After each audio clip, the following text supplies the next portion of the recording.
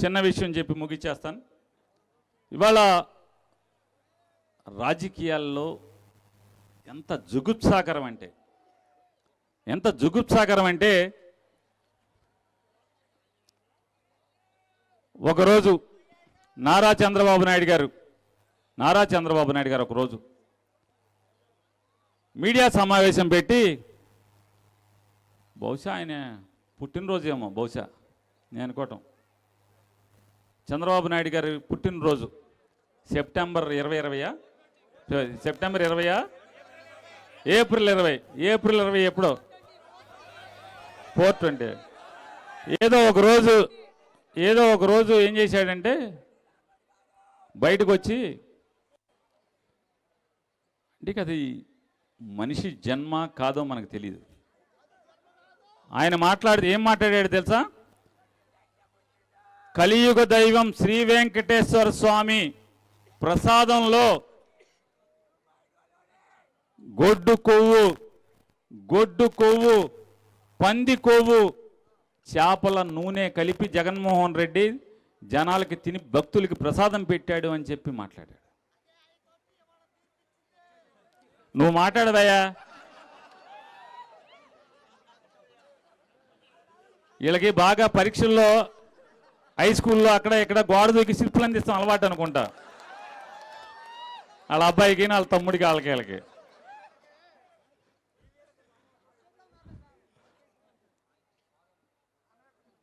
ఎంత దుర్మార్గం అది. వెంటనే మీ ఊళ్ళో బుర్రకథలు ఉంటాయా? ఉంటుందా? పండగ ఇదివరకు వచ్చాయిగా, చూశారు ఎవరన్నా?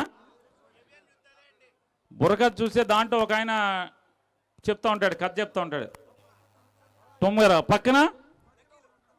పక్కన కొడతా ఉంటారు ఎవరు? ఏమంటారు వాళ్ళని బుర్రకథలు కొట్టేవాళ్ళని? పేరు తెలీదా? ఎవరు పెద్దవాళ్ళు లేరు ఇక్కడ? ఆ డోలక్ బ్యాచ్ పక్కన ఒక పక్క పవన్ కళ్యాణ్, ఒక పక్క బీజేపీ వాళ్ళు. ఈ మాట అనగానే వెంటనే ఇది దుర్మార్గం, కిరాతకం, దేవుడి ప్రసాదంలో పంది కొవ్వు కలుపుతారా అని చెప్పి గబగబా కాషాయ బట్ట కట్టేసేసి వెంటనే ఉన్న తెల్ల బట్టలు తీశాడు, పసుపు రంగు బట్టలు వేసాడు, దుర్గ గుడికి వెళ్ళిపోయి మెట్లు కట్టేశాడు. దుర్గ గుడికి వెళ్ళి మెట్లు కడిగేశాడు. సరే నువ్వు వెళ్ళిదా, తీసుకొద్దా, షూటింగ్లో ఉన్నాడు, వెళ్ళి తీసుకురా.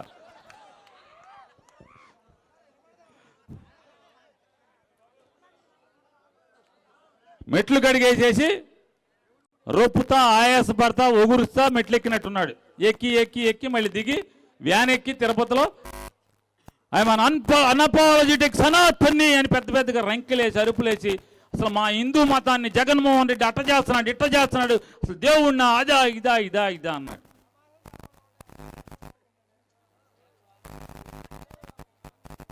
అదొక్కటే కాదు, వెంటనే ఏం చేశారు తెలుసా? EO Shyamala Rao, additional EO Venkaiah Chowdary ఇద్దరు కలిసి గుళ్ళో పూజారులందరినీ పిలిచేసి వెంకటేశ్వర గుళ్ళో బంగారు బావి పక్కన కొండ మీద బంగారు బావి పక్కన యాగశాలలో మొత్తం హోమాలు చేసేసారు.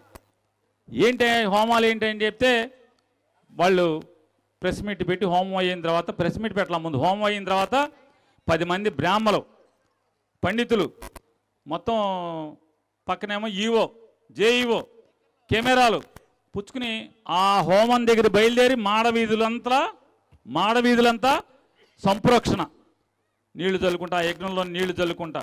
ఇంకోటి పూర్ణాహుతిలో దాన్ని గడ్డి చుట్టి చేస్తారు, దాన్ని ఆ అగ్నిని గుడి చుట్టూ తిప్పుతా, నేల మీద అంటే అగ్నితో కాలుస్తా, అంటే అపవిత్రం అయిపోయింది. మొత్తం గుడి అంతా తిప్పి మొత్తం ఎక్కడైతే దేవుడి ప్రసాదం వంట చేస్తారో పాకశాల మొత్తం సంప్రోక్షణ, ఆ దీపపు గడ్డితో చేసిన కడ్డిని దర్భగడ్డి దాన్ని తిప్పుతా, ఆ నేల మీద కొడతా.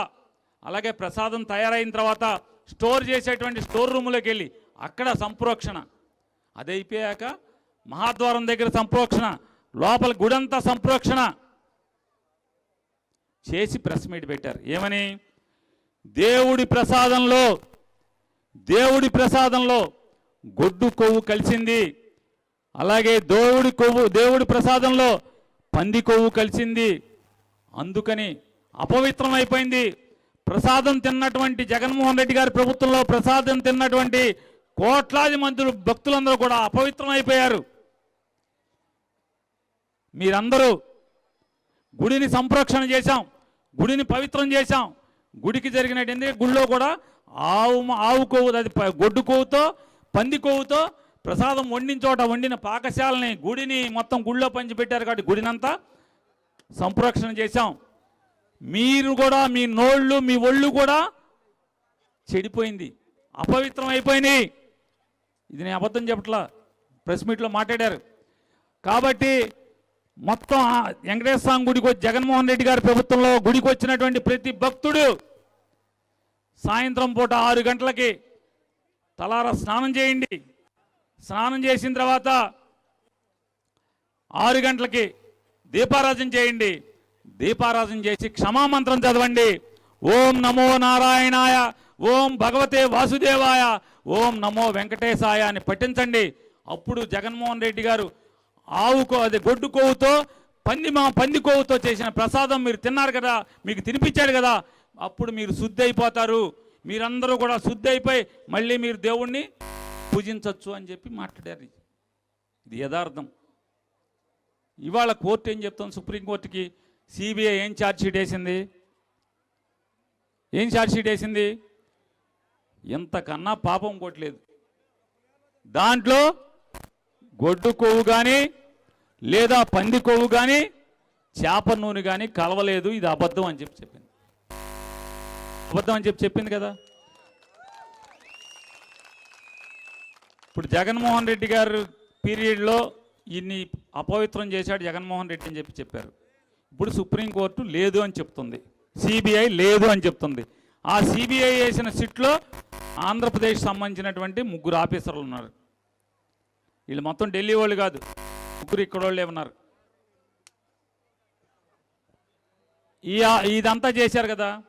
మరి ఈ పాపపు మాట్లాడినటువంటి నారా చంద్రబాబు నాయుడు నాలుక మీద కాల్చి దబ్బడాన్ని వాత పెట్టాలా పెట్టక్కర్లేదా? ఇంత పాపం చేసినటువంటి లేదా సాక్షాత్తు కలియుగ దైవం వెంకటేశ్వర స్వామి భక్తులందరినీ కూడా ఇంత అపహాస్యం పాలు చేసి, హిందూ మతాన్ని అపహాస్యం పాలు చేసి, ప్రజల నమ్మకాన్ని భక్తుల నమ్మకాన్ని అపవిత్రం చేసినటువంటి నారా చంద్రబాబు నాయుడు గారికి ఒళ్ళంతా వాతలు పెట్టి తిరుపతి గుడి చుట్టూ తిప్పాలా తిప్పక్కర్లేదా? పొల్లు దండాలు పెట్టిస్తా. పవన్ కళ్యాణ్ ఏం చేయాలి చెప్పండి? ఇప్పుడు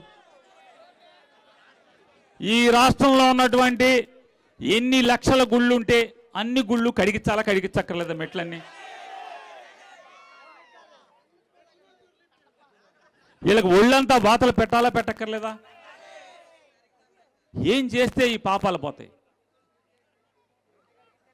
అంటే ఎంత దుర్మార్గం, అంటే వీళ్ళు ఎంత దుర్మార్గులో చూడండి. అంటే రాజకీయం కోసం, తుచ్చమైన రాజకీయం కోసం, ఈ కక్కుర్తి, ఈ అధికారం కోసం దేవుడిని అడ్డం పెట్టుకోవటం, దేవుడి ప్రసాదాన్ని అడ్డం పెట్టుకోవటం, భక్తుల మనోభావాలను అడ్డం పెట్టుకోవటమా?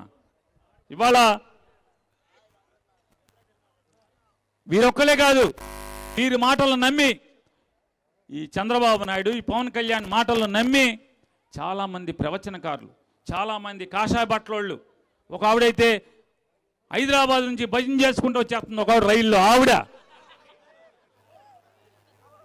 ఆవిడెవరో బీజేపీ ఆవిడయ్యా, ఎవరో పేరు తెలియలే. హైదరాబాద్లో రైలు ఎక్కి భజన చేసుకుంటూ అమ్మో జగన్మోహన్ రెడ్డి కలిపేశాడు భజన చేసుకుంటూ వచ్చేస్తుంది.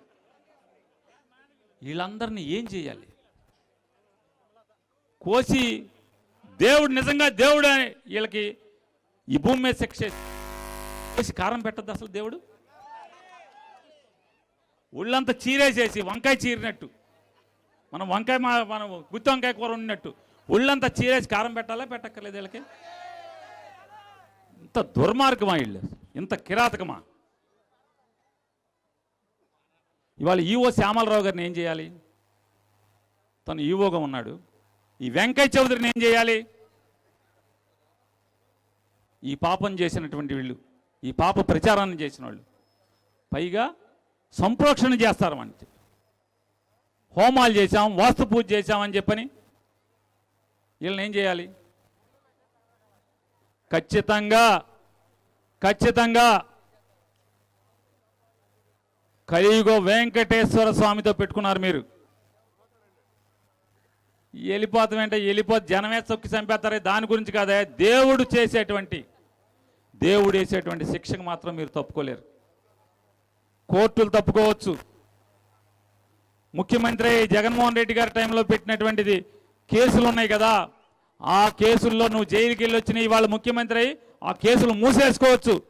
కానీ వెంకటేశ్వర స్వామి వేసే శిక్షణ మాత్రం పవన్ కళ్యాణ్ కానీ, నారా చంద్రబాబు నాయుడు గారు కానీ, ఈవో శ్యామలరావు కానీ, లేదా వెంకయ్య చౌదరి కానీ తప్పుకోగలరా అని అడుగుతున్నాను. ఇవాళ అంతిమంగా వైఎస్ఆర్ కాంగ్రెస్ పార్టీ తరపున లేదా వెంకటేశ్వర స్వామిని కొలిచేటువంటి ఒక భక్తుడిగా